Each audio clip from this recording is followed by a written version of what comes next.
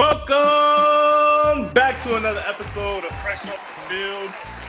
I'm your host, Carlton. I'm joined here today by your co-host, Fernandez. And today we have a very, very, very special guest, one of my best friends. I mean, when you play football and you go to camps, you make friendships that last a lifetime. And I know this friendship is going to last a lifetime. I can honestly say this is one of my very, very best friends. I played with him at 3 different levels, played against him at 3 different levels. I've always tried to join up and be on the same team as him, but it just didn't work out. But he doesn't need no introduction. You know him. Today's guest is AJ Greene. My boy, AJ, what's up, bro? How you feeling, bro? Hey, man, you was about to bring a 10 bro. You already know you my guy, but now I can honestly say that you're one of my best friends, bro. We talk on the daily. Man, I'm so proud of you. We gonna get into that. We gonna get onto that. I just want to start off. Just introduce yourself. Tell me where you from. AJ Greene from Long Island, New York. Yeah. I went to Longo High School and I transferred to Newfield High School. Ain't nobody on here finna know where any of that stuff is. It's in one of those towns you just drive past. And like, yo, is that the sign for the school? Like you feel me? Right. So I met AJ. We met each other on Twitter actually. We were both getting recruited by Monmouth. The coach up there at Monmouth, I was getting recruited by them, and they were like, "You should hit up this guy, Jelani Greene." And we just hit from there. He had hit me up in the DMs, and we were just going back and forth. And I was actually visiting Fordham one weekend, and then he was visiting at the same time. We met there, and it was a wrap ever since then. We went to a bunch of camps together and everything like that. But you talked about your high school experience, and you starting off at one high school and you transferring to Newfield. Can you talk a little bit about that, why you transferred and everything? Yeah, I mean, I went to Longwood for my entire high school career, and I played all kinds of sports. Did lacrosse, did track, did everything. You know what I'm saying? I was a gym class hero. Played on the football team on JV my freshman year, and then because I started playing football my freshman year of high school, and I was just constantly getting better. Then sophomore year, they finally pulled me out to varsity. And at the time, we had a head coach that he believed in spreading the ball around, air it out, run the score up kind of deal. And in my junior year, we had a coaching change, and this coach was straight out of 1952. He wanted to run the ball every single play. He was the smack you in the mouth, eat dirt, rub some dirt on it kind of football coach. And he ran the ball every single play. And as a wide receiver, clearly that's not ideal for me. You get no love. Exactly. I started every single game. I had 2 catches the whole year. 2 catches, 1 touchdown. At the same time, I'm going to the Nike's camp. I'm going to the Rivals camp. I'm going all these camps. And the coach I was there. I know it. They was like, yo, who's he? Let me butt in, bro. Let me butt in. I remember when you did transfer, when you were coming from, what is it, what was the first school? Longwood, yeah. When you were coming from Longwood and you had transferred to Newfield, I remember, and at first I was like, why is he transferring? And then you were telling me, like, you guys would not throw the ball at all. Like, you had, like, very slim to no catches. And I'm like, this don't make no sense. Like, I'm at the camp with this dude, and he's balling. He is going crazy. And then when you made that transfer, you had my boy Ryan Clem, right? Yeah. Had to. Ryan Clem at quarterback. You guys were going crazy. You guys were going crazy at Newfield. So tell me, take me through your process your experience at Newfield. Because coming in, you really weren't hearing from too many schools, right? Because your stats and everything weren't like that. And then you transferred to Newfield. And tell me about your experience at Newfield. Yeah, man. Like the week leading up to the transfer, I just went to the New Hampshire camp, and coaches loved me. They're like, yeah, but we don't have no film on you. And that coach was the one that finally put the final stamp. Like, yo, you need to transfer. You need to get some film. Like, I can't help you without film. So literally on the car ride home, that 5.5-hour car ride home from New Hampshire, calling my mom, begging her, like, Mom, please, like this about to mess with my future, please. We made the switch, got me in an apartment across town, and within that first week of camp, I knew automatically. The coaches, everything, the chemistry was good, the vibes were good, the coaches were coming in, and not only were they looking at me, but they were looking at Elijah. So that was always help within itself, because the coach would come to see him, and then they would leave like, yo, who's that guy? You know what I mean? So like, it was a mutual benefit kind of thing. And after the first 3 games, I already had close to 500 receiving yards, about 6 touchdowns. So, offers started rolling in right after that. Right. So you talked about, if everybody doesn't know, you're talking about Elijah Riley, one of his high school teammates who now is on the Eagles practice squad. Well, actually just got moved up today. It was on the active roster, like Harry was telling me earlier. So congratulations to him. So you beat me to a little bit. I was going to talk about how you went to New Hampshire, but you went to New Hampshire and you actually played as a true freshman, which is rare. So tell me about how that felt, you playing as a true freshman at New Hampshire at such a high level for one of the best FCS teams. That felt really good. That was like one of those confidence builder kind of things because, like I said, my junior year, I didn't have no offers. I didn't have nothing to show these coaches. So my senior year, that's kind of late to the game. So a lot of the big D1 schools, they're like, listen, man, we can offer you a walk-on spot. And I'm like, man, I'm not trying to walk on. I didn't do all of this. I remember all the schools were like, because I was committed to CCSU, and they were like, oh no, Jelani's too slow.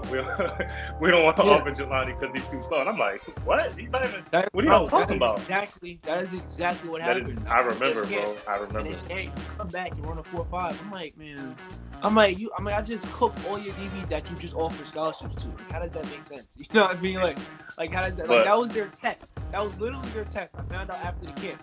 Any DB they wanted to offer, they sent them over to come guard me, and it did not work out for them. So I'm like, how am I too slow? Like, come on. Right. But, so already in this point of your career, up to the point that we're talking about right now, you battled a lot of adversity, transferring in high school, and then not getting all the offers until basically your senior year when it was late. That's two battles of adversity right there. Now you battle a little bit more adversity leaving New Hampshire. Do you want to talk about that a little bit? Yeah, we can dive into that. I went up to New Hampshire as a true freshman. It's a big culture shock, going from New York up to New Hampshire. Before my college visit, I'd never even been to the state of New Hampshire. I didn't even know where it was. I just knew it was somewhere up near Maine. So exactly. That within itself was a big change socially, and blending in with the guys up there. It was something I struggled with, for the first couple months of me being there. And then especially with me being one of the only true freshmen that were playing, I was kind of forced to hang out with the older guys and away from the people that I went through the entire recruitment process with that being within the freshman class. So, just constantly getting mixed up with the wrong kind of crowd, like the wrong kind of friend group for me. I wasn't a drinker. I wasn't a partier, so, kind of trying to weasel my way in there. I ended up going out to the parties, ended up getting under different influences that I wasn't used to, made some wrong decisions and wound up getting kicked out my first semester of college, you know what I mean? So that right there was an opportunity for growth, that was an opportunity to mature because, I put myself in a situation I was never familiar with, and I made the wrong decision. And to this day, I'll never allow myself to be in that situation again. Now, up to this point in your career, we were almost kind of on the same path. Two different decisions, but we both decided to leave. And then after we left our schools, we both went JUCO. I went to Lackawanna, and then you happened to go to Nassau, someone that we played. No, don't say it in that order. Say it the correct way. I went to Nassau, and then go ahead. We could have linked up right there. It would have been over with. If everybody doesn't know, it would have been over. If everybody doesn't know, AJ had transferred after the first semester, and I was looking to transfer late. And AJ's like, yo, when I was telling AJ I wanted to transfer to a JUCO, he's like, yo, you need to come to Nassau. We can finally team up. And I was like, I don't know. I was like, I'm gonna just go to Lackawanna. So I decided to go to Lac, and AJ decided to go to Nassau. But it's not. Go ahead. So tell me about your Nassau experience. Go ahead. Tell us about Nassau. I had the opportunity to go to Lackawanna and some of the other, top-rated JUCOs. But the thing with that is, all my credits would have got set back to zero. And with the whole new transfer rule, with when you leave a 4-year and you go to community college, you have to graduate before you can go back. I would have been looking at basically being there for 2.5 years. And I'm like, okay, if I do 2 years of community college, I'm only gonna have one more year to go, to go transfer somewhere. So I knew I wanted to get out of there within 1 year. And make matters more pressing, I was told that if I graduate mid-year, it would increase my odds of getting recruited to a good school. So I ended up taking 18 credits in the summertime, 27 credits in the fall, and then Can you say, hold on. Time out. Because we're not going to skim past that like you did not just say what you just said. We're not going to. My man said 18 credits in the summertime. 27! Bro, it was a grind. It was 27! That's ridiculous. You ain't have a social life then. I don't know how you did that. Not at all. That became my only. That was it.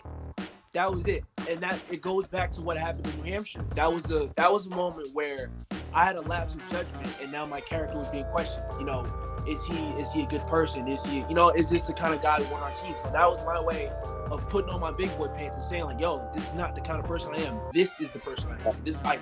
That's not what I want for my future. You know what I'm saying? So like, I had to really go to work. I had to rebuild the path that was there for me that I messed up.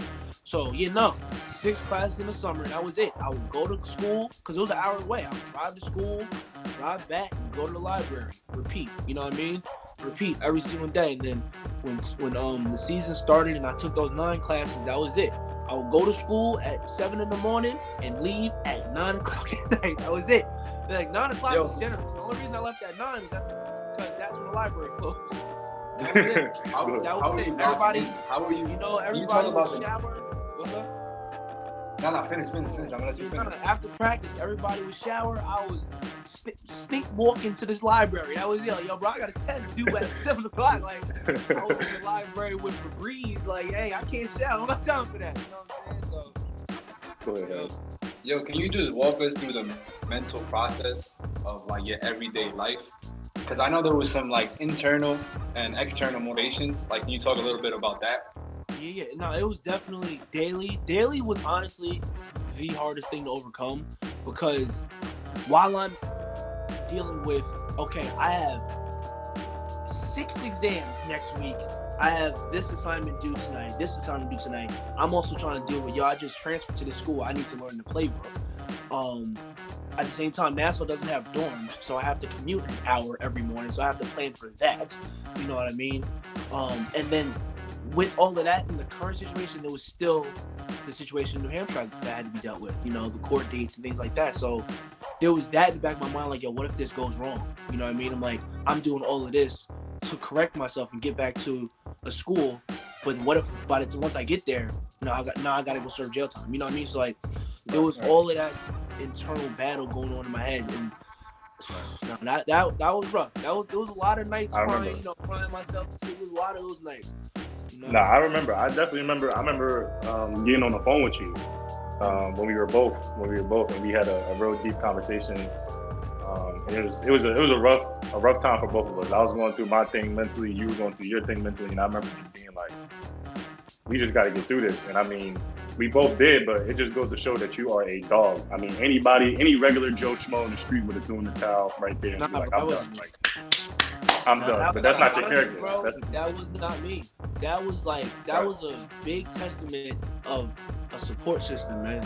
Having the right people every time you actually talk about your support system. It's not big, and there's a reason I keep it that way. It really is, because someone could say they support you. Someone could really say they support you and come screaming for you every time you do something right.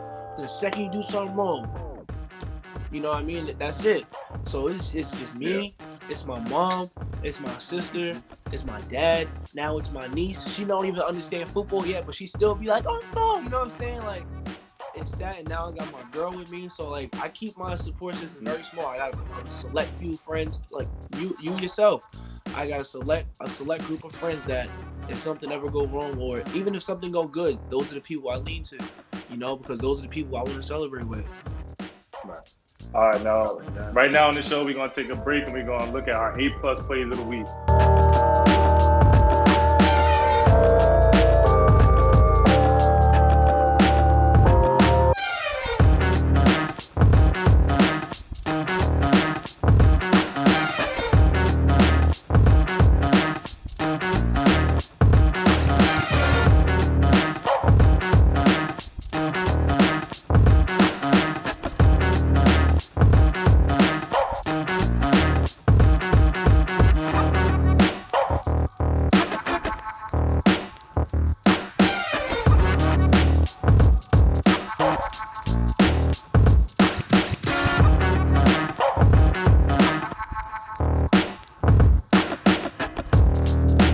leaving Nassau, what type of schools were you hearing from, and take me through that whole process? Well, I was hearing from a lot of similar schools to New Hampshire, schools in that conference, JMU, Elon, Stony Brook, other schools towards Northeast Conference, Central, one of them, Sacred Heart. Yeah, a lot of the smaller FBS schools like Old Dominion, North Carolina, Charlotte. But it was a very similar deal. They're saying, like, we like your film, we like your grades. They're like, oh, why'd you leave New Hampshire? And I'm walking them through the situation. They say they understand, and then they call up to New Hampshire to hear from the coach's point of view, and they would always report back to me saying, like, hey, listen, I don't got nothing to offer you. I'm like, what happened? After hearing that a certain number of times, I'm like, okay, well, I left in good standing with them. I left with a good understanding. So I'm like, what are they saying about me? And then I called up to my receiver coach up in New Hampshire. He had said, like, listen, I don't have any say in what the head guy says to these coaches. So I'm just like, okay, so I don't know what I can do. Like, I feel like what happened up there was not. It shouldn't be a deal breaker. You know what I mean? It was an act of immaturity, and then it's like, look what I'm doing now. So then, when it came down to when New Haven was reaching out to me, they was reaching out to me, every other day. So it was a consistent thing. And at first, it was me too. So I was even looking at it. I was like, I was entertaining the conversation. He's reaching out, I'm reaching back. But then, as it got closer and closer to me graduating, I finally got connected with the head coach. He offered me, and he called me. And we got into a real deep conversation about what happened. He was like, listen, I called the New Hampshire coach, and he was the one that finally told me. He was like, he's painting a picture of you based on the event, not of who you actually are. And I'm like, interesting, And he straight up told me, he's like, that's not who I see right now. He was like, even if that's who I see, that's not who I see you trying to be. He was like, so I want to offer you the opportunity to come here to rebuild your character, rebuild the credibility of your name. I'm like, yeah. Like, he was literally, not to say the only, but he was the first coach to finally make me feel comfortable, trusting him with giving me a second chance. All the other coaches, it felt conditional. All the other coaches, it felt like, oh, you can come here, but there was a million other things he wanted. Okay, every other school, if everything felt conditional, it felt like they were looking down on me almost. Like, oh, like, you need me, I need you, kind of. Exactly. You going through the recruitment process. Going through the recruitment process, that's the last thing you want to hear. Like, nobody wants to go to a school like that. Things like that. You're like, oh, we shouldn't have did this, that. I'm like, duh. You know what I mean? Obviously, I shouldn't have done that. Right. Everybody makes mistakes. Right. It was things like that. Things like, okay, why are you? I just felt like, why did you call me to tell me that? Like, so I'm like, Coach P, like, when I first met him, he was the first person to make me feel comfortable with the situation going on. He was the first person. It didn't feel like something I was running from. It felt like something I could openly talk about. Right. Yeah, it felt like something I could openly, constructively talk about. All the other coaches, it felt like I was making excuses for my actions. He was the first coach that actually was able to connect with about it. So he was the only coach that made me feel comfortable with it. So that was why I ended up picking New Haven. Okay. So you decided to go to New Haven. You had a solid career at New Haven. Battled some more adversity there. If you want to talk about it real quick if you want to talk about your experience at New Haven. Commercial breaks during Alabama football games with Twisted Tea. We've seen you on TikTok having hundreds of thousands of followers. Just tell me where that all started and what really made you want to get into that world, to that realm. I got on TikTok the same way everybody else did.